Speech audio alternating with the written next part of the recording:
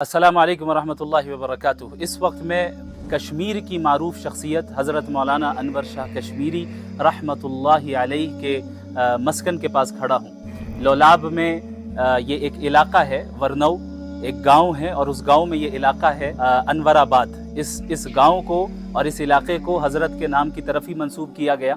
और इस वक्त जो आप मेरे सामने ये घर देख सकते हैं, ये जो कदीम सा घर नज़र आ रहा है, पुराना घर, ये दरअसल लोगों का कहना ऐसा है कि इस घर की निस्बत हज़रत की ही तरफ है। बाकी हकीकत हाल से अल्लाह रब्बुल आलमीन बेहतर वाकिफ़ है।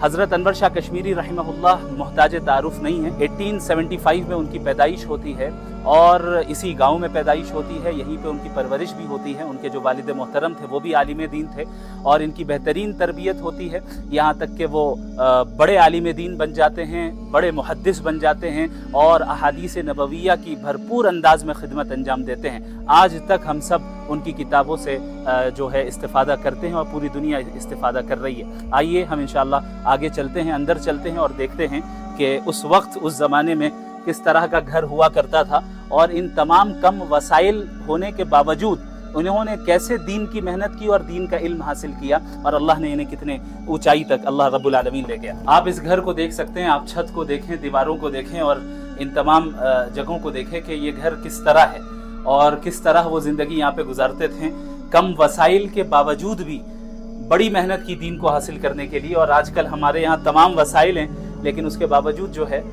हम कमी कोताही करते हैं दीन को हासिल करने में। और इस तरफ भी बाज़ कमरे मौजूद हैं और ये ऊपर का जो हिस्सा है छत की तरह है।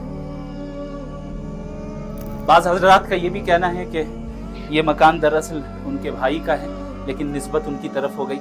बाकी अल्लाह रब्बुल आलमीन बेहतर जानता है। ये गांव वही है, ये बस्ती भी वही है जहाँ पर हज़रत की विलादत हुई और परवरिश चली। यहाँ उनके घर के करीब एक चश्मा भी है जिसकी निस्बत भी उन्हीं की तरफ की गई है और इसे चश्मा-ए अनवर कहकर पुकारा जाता है। हज़रत रहमहुल्लाह का इंतकाल 1933 में होता है। अल्लाह रब्बुल आलमीन से हम दुआ गो हैं कि अल्लाह हज़रत के दरजात को बुलंद फरमाए और उनके इल्म से पूरी उम्मत को इस्तिफ़ादा करते रहने की तौफ़ीक़ अता फरमाए। जज़ाकुमुल्लाहु खैरन।